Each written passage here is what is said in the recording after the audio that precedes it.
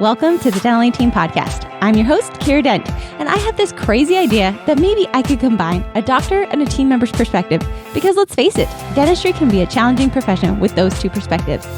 I've been a dental assistant, treatment coordinator, scheduler, biller, office manager, regional manager, practice owner, and I have a team of traveling consultants where we have traveled to over 165 different offices coaching teams. Yep, we don't just understand you, we are you. Our mission is to positively impact the world of dental, and I believe that this podcast is the greatest way I can help elevate teams, grow VIP experiences, reduce stress, and create A-teams.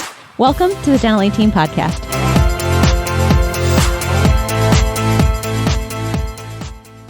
Hey guys. All right. Today's episode is sponsored by some of my absolute favorites, Josh and Joanna Scott with Studio 88, dentistry's story-driven marketing agency. You guys, I love this company. I love this team. They just built a website for me and they made it so easy. They were able to figure out what I wanted without me even knowing what I wanted. And I love them because traditional dental marketing doesn't attract new patients because it doesn't accurately represent your practice. So when a patient lands on a templated website with stock photographs and clunky design, they have nothing to connect to and they leave. Don't lose patients that you've never met. The team at Studio 88 creates a digital presence that is authentically you. So patients trust you and your team from the moment they encounter your brand. They bring your story to life and get attention with beautiful websites, real photography and video, and a digital strategy that works. Because guess what, guys? Your story is worth it. So go check them out, you guys. They have the power of story in your marketing. Visit their website, S8E8.com. That's S8E8.com. Two of my favorite people. I know you guys won't be disappointed. Thank you so much, guys. Hello, Dental A Team listeners. This is Kiera, and you guys, I've got one of my favorite people. She's my go-to on all things billing.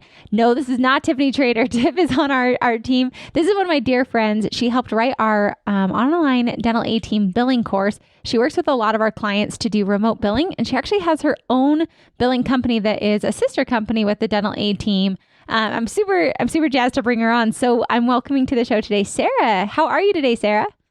Hello, I'm well. How are you? I am great. It's a beautiful day today. And you and I are going to talk all things billing, which I'm excited because I literally will text you when somebody asks me a billing question and I don't know. So, you know. That's why I'm here. I'm happy to help. Yes, I'm so jazzed because tell me a little bit about your background. You've been on the podcast before, but just as a recap for those jumping in, give us kind of your background in dental and how you started up your own billing company. Totally. So I started in dentistry in around the year 2001. Wow. In the back office as an assistant. And I eventually moved up to the front office where I really found my niche. I decided that I was better at getting benefits, covered, paid, found, researched, all of those things, than actually sitting with the patients and helping the doctors that way. So fast forward to a few years ago, I had a friend call me. Her son had just purchased a practice and was kind of thinking a little bit, really. Wasn't sure what to do with the outstanding claims and how to really put a system into place to get control of what was out there and prevent more problems from happening. So I was able to help them remotely without actually being in their office to do all of those things. We worked out a system for getting everything set up from the beginning, from the benefit breakdowns to how we send claims to what we do when they don't get paid on time, and got a whole bunch of money collected for him. And it kind of launched the evolution of Evolution Dental Billing. It's changing. Dental billing isn't going to be the same as it used to be. I don't think we'll have someone sitting in each office digging through old claims for much longer. So here we are.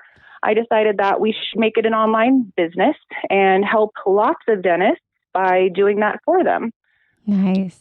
And I agree. And you've helped a lot of our own clients. So Dental Placement, Sarah and I were looking at past websites. So Dental Placement Pros has snuck back up into my world. If you guys want to go walk down memory lane, go check out Dental Placement Pros. That was one of those companies I set up forever ago. But but yeah, in our dental A team, we have a lot of clients who need billing cleanup. And although the coaches on the dental A team consulting, a lot of the consultants, they can do it, but they're usually busy in offices setting up systems and teams. And so Sarah is a great resource for us to be able to pop in. Sarah, you've done training with offices. I know you'll do right now. You're working with an office of how to set up from A to Z the billing, because the reality is billing's, this is like said very lovingly, billing's not that hard, in my opinion, if it's set up properly. Would you agree with that statement, Sarah? Absolutely. It is all about laying your foundation and making sure that you know the system, no matter which part you're pulling in or dropping out of, knowing where you are in that system, and it all should flow by itself. Yes.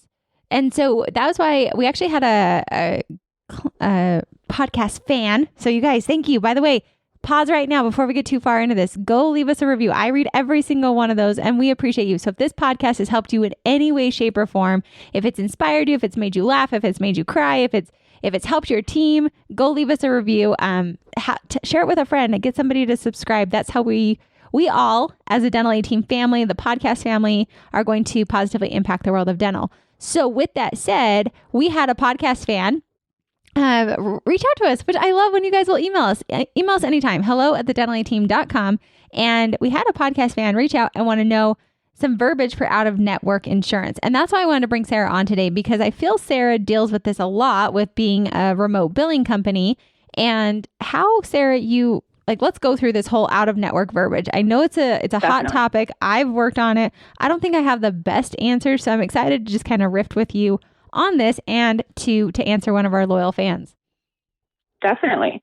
So out of network is awesome. I recommend everyone go that direction. I think we all do, right? Let's get a high five and amen. Go leave a review about that. Yes, we want to be there. But it can be super tricky, right? Like, what do we tell our patients? How do we convince them that we are still the best place to be, even if we're not going to honor that in one little thing? It's just the one little thing, the insurance piece, that fee that is so concerning for them. So let's talk about how we can and what we can say to make them feel comfortable and reassure them that we're the best. My favorite one is, first of all, backing up, let's start with the hardest one. What do we say when we say we're out of network? People are calling on the phone and they're like, okay, do you take my insurance? Here's what I say. You know what? We take any PPO plan that allows you to choose your provider. We know that you could go somewhere less expensive and get this work done. However, no one's going to take care of you like our doctor is. Bottom line, that's all we have to say. The out of network is it's just one little piece on the phone call. Tell everybody right up front so that no one can later on be upset that they're in the office and not going to be surprised when they're there.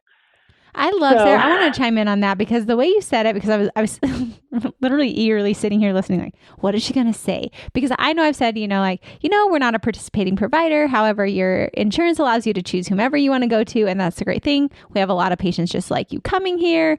And that's usually been my spiel. However, I love what you said of you can go anywhere. It could be possibly cheaper, because you address the issues and the concerns that the person's thinking. That's what they're thinking on the other side. And I love that you said, however, we know that no one else will take care of you like our doctor will. Like, bam! That was so good, because I felt as a patient listening to that, I thought, well, I don't want to go to a bad dentist. That was literally the thought that planted in my mind. I thought, oh shoot, like, what if I do go somewhere? Like, am I really, like, there was, you planted seeds of doubt to where I was thinking, well, maybe I would want to. And granted, that was just me. I had no clue what you were going to say, Sarah, and I did not prep on that. You said that and I love, because I was actually, and it's interesting, I'm going to connect it back. I was on a call with one of my personal coaches. I have a Tony Robbins coach, and today her and I were talking about marketing. And so that was a big thing we were talking about. And she was walking me through this whole story hook, like call to action. Okay. And like your offer. And what she said is, when you do a story or you address their issues and concerns, so you look at what the objectives are and you can address that in a story form, your audience is more likely to listen in and engage with you. And Sarah, without us ever talking about this, I was listening to you with just coming off that call right before I got on the podcast with you and thinking you address the concern of the patient. The patient is thinking, hey, if you're not in network, I'm going somewhere else because it's going to be cheaper. That is literally what they think. That's why they're calling to see if you're in network. And you said, however, I know that there's no one out there that's going to take care of you as well as our doctor will. That was the sinking piece. That's like the call to action of like, hang on, I'm going to think twice about this office. They're very confident in what they do. Exactly. Convince the patients that there's nowhere else for them to be, and they'll believe you. It's just that easy. Well, and I think you have to believe that too, though, right? Like the person on the phone, you have to, because if you really, I've had people in offices when I work with them, Sarah, I'm sure you've done this with billing. I've had people say, but Kiera, why wouldn't they want to go somewhere else? Because if they can get cheaper dentistry done, why not maximize their insurance? So what do you say to a team member that might think that, Sarah? What would you say to them? Well, that you really have to understand dentistry and have value for what we are doing for our patients. We can go buy pants at Walmart, but they aren't going to be the best pants, right? So you want to have value for what we're doing. It's important. It's not the same as what they can get next door. It's better because we're the ones doing it and we care more. If you care more than they, you know what I mean, then they know that they're coming to the right place. So, talk to the doctors. Have them, if sometimes maybe a front office person doesn't even really understand. Maybe they haven't worked in the back office. Maybe they haven't seen the transformation that can really happen in dentistry. Get the back office to show them. Have the front office get involved with the patient that way so that they really know what we're doing for them, how happy we can make them with dentistry. I would agree. And I would add to that, because I've said this a lot of times.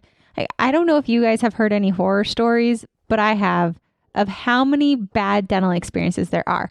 I have worked at a dental college, and I will tell you that not all dentists are created equal. And I say that with love, but they're not. Not all dentists are created equal. And I know that I remember the students at the school would ask me, they'd say, Kiera, you should come over. Like because I worked with the first and second year students, and they went over third and fourth year, and they needed to work on practice patients. And they're like, Kiera, you should totally come over. And I remember looking them dead in the eyes and saying, you guys, I have one set of these. And as much as I love you, I have handed you how many fake teeth because you've bombed them out. You've drilled through the side. You've nicked the other tooth. Like, no, thank you. You go practice for a few more years and then maybe we'll talk. But I know that there are certain students that have better hand skills. I know working as a dental assistant, different dentists have different abilities in dentistry. Even working with clients, I've had some dentists tell me, Kiera, I know I'm not the best at cosmetic work. I'm not. That's just not my skill set. I do great with fillings, but I'm not the best at cosmetic work. Well, go find out what your office's strengths are. And that is the difference of, yes, insurances, we can all, like you said, we can go buy pants anywhere we want. But what are the results? What are the outcomes you're looking for? And I think for some team members, their outcome is, I want to save the most amount of money. Well, if that's the case, make sure that your dentist philosophy is also that. And you're probably going to be in network with every single provider because that's the philosophy there. If you're working at a fee-for-service or an out-of-network office, odds are you probably do higher-end dentistry. Not always. Most of the time, you know that your dentistry is top-notch. You're in that top elite group of dentists, and that therefore, that's why you're out of network, because you don't need everybody, and you want the people that value that, and so you've got to convince people of that value. Exactly. One of the things I like to tell patients when they ask, why aren't you in network with my insurance? There's so many reasons why, but my favorite reply is because our fee is our fee. This service is worth this amount of money. By contracting with all of the different plans, we agree to take all of the different fees for this same service, and it's not fair. Our doctor is better than this, right? Like, we deserve to be paid the best amount for the best work. So that's basically, another reason to have your out of network plans and patients. It's a benefit for them. They get the better service. They're also paying the same as Joe, who's coming in right after them. And something with that, because as I was listening to that, I was thinking another reason to be out of network. I know some offices are going out of network through COVID. The reality is, you guys, some insurance plans are bad. Bottom line, and we can sit here and we can sugarcoat it. That does not mean that the patient who has that insurance is bad. It means that the insurance plan, the hoity-toity insurance companies, their plan is a bad plan, and they don't pay the dentist at all for the services they're doing. And therefore, the only way for the office to, it is a business. I know we don't like to talk about that all the time, and I think we need to kind of get over that and realize it is a business. So if a business is a business, it has to make money in order to pay your paychecks. That is just the bottom line of how business works. So if we have these patients with bad insurance plans, again, the patient's not bad, the insurance plan is bad. If we have them all coming in, well, then the only way to make up for it. So let's say our fee to do a crown is $1,000, but this plan only pays us $450. We have to actually see more patients and have more volume to make up that lost money in order to pay the bills of the practice. So then what happens is you're running higher rates, you're seeing more patients, and we all know that as we get busier and busier and busier, if we're not careful, our patient care and our quality actually can go down. So therefore, that's one of the reasons why we go out of network, is because we could do the same amount of dentistry and do better care and be paid what we need to pay the bills, to pay for the business, to make sure we have a great experience, or we can have these bad insurance plans that don't pay. And I think it's really important to realize that that's what's going on. So that's why your doctor oftentimes drops an insurance plan. Again, it's not the patient. They don't know, because guess what? The way insurances are given to the patient is from the employer. The employer looks at all these different insurance plans. Well, the employer doesn't usually look to see which dentists are great and who's on that plan. The employer is usually looking at the bottom line. What insurance plan can I offer my employees that's not going to hurt the business? Bottom line. That's how they choose a plan most of the time. I'm not saying all, but generally speaking. So then the employee who gets this insurance, so say it's Humana or it's MetLife or it's Delta Dental, any of those, that's what their employer gives them as their insurance option working there. So the person's not bad. It's just that the plans are sometimes crummy. And I think we need to understand and then help the patient see that as well. Sarah, do you agree, disagree? That's kind of my thought. I agree. Yeah, I agree. Dental insurance is really different than medical insurance or any other kind of more of a discount or a coupon on the services that we need. Then out of network and in network becomes kind of obsolete. It's no longer important. It's invalid when we take that little piece out of there, Mm-hmm. You're exactly right. So I think I just feel is it. I wanted Sarah on here because I want you guys to hear it from somebody besides just me. And I love your verbiage for that. So Sarah, let's say an office, because I know through COVID, a lot of offices have decided they're going the fee for service route. They're done playing the insurance game. They're over it. They're dropping insurance plans. And so this raving fan who emailed in said, how do we get into the habit of what to say on not being in network? So how do they get into that habit? Because I know it's going to be that slippery slope and we're going to want to go down the rabbit hole of saying too much information. What do you recommend is a good way for offices wanting to go out of network and having some of this verbiage? How do they get into the habit of that? It's, having is basically the best. Don't be afraid to role play with your team and say those words. Ask the questions. Pretend to be the patient and grill your team, but with fun and a good attitude. Mm-hmm. But try and test each other and come up with the scenario of the difficult patient and how do we not convince them, but show them that this is the best place for them. It's repetitive and it's confidence. So making sure that you believe it is part of it too. Okay, so Sarah, let's role play. I'm going to call you as the patient. You're going to be the person in the office. This way people can hear. I'm going to grill you. I hope you're ready. Do it. Let's do it. I love when I role play with people. They're so nice to me. And they're like, oh yeah, that's totally fine. I'm like, no, do this harder. Like patients don't say that except for 1% of them.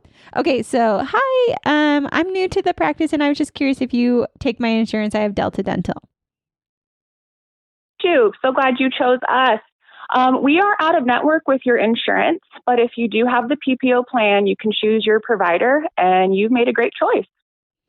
Well, I think I'm actually just going to go somewhere else because if you guys aren't in network, I can save money somewhere else. Well, you can probably save money by going to an in-network office, but can I ask what made you call us to begin with? Oh, this is solid. Good job. Well, I read your guys' Google reviews and they look fantastic. And it looks like you guys have a lot of fun. And it looks like your dentist is, based on the reviews, a really good dentist. We're really fortunate to have such great patients that are kind enough to go ahead and leave those reviews for us. But most of them are just like you. They've chosen to come to our office, even as an out-of-network provider, because we're kind of cool. Not to toot our own horn, but we do have fun and we take really good care of our patients. So if you'd like to see us, usually your diagnostic services like exams and x-rays are covered at 100%, even out of network. If you'd like to come in and at least see what we can do for you, we'd love to schedule you. So what you're saying is my x-rays and my cleaning and my exam would be covered even out of network?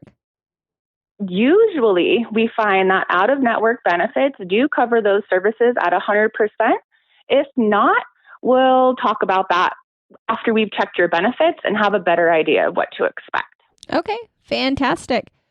And I do love this. And Sarah, I would say a lot of times I love to, you convinced me, and I love what you said on there was like, can I ask what made you call our office? That was a really good question because it took me out of my zone. I was in the zone of I'm breaking up with you. I'm going somewhere else. You're out of network. I got my answer. But you stopped it. Like, good job on that. You stopped me from being on that path. And it made me have to give you an answer as to why I chose your office. And I hadn't thought of that until you role played with me. There is a reason that me as a patient is calling you. There's a reason I picked up the phone to call you, and it's probably from reviews. It could have been a referral. It could have been that you were on my insurance plan. There's lots of different reasons patients call, but I love that you asked me that. And then I would say a lot of patients just like you, that is a big piece. Sarah, how often, from a billing standpoint, because I don't know this, how often are out-of-network benefits actually covered for the preventative and diagnostic? Usually very often. Tell you the truth, the preventative diagnostic 100% coverages are usually paid at 100%. If it's an allowed amount, it's different. Of course, there's always the little individual pieces that you have to know, but I see it a lot. Some offices will go so far as to offer up to say $25 or something off of a cleaning or an exam once a year, just to entice the patients and say, you know what, it's just $25. Let us handle that for you. If that's the only reason you don't want to come here, we'd love to keep you for $25. Let us. So I do see it very often though, especially for the exams, x-rays, cleanings, things like that. It's the preventative stuff that they pay for, usually. And that's usually what a patient doesn't understand is they think that if they're out of network, that means that nothing's covered. And that was something I didn't know either until later on in my career. The out of network, the cleaning, the x-rays, and the exam typically are covered at 100%. What the difference is that, again, I didn't realize was insurance is like a coupon, like Sarah was saying.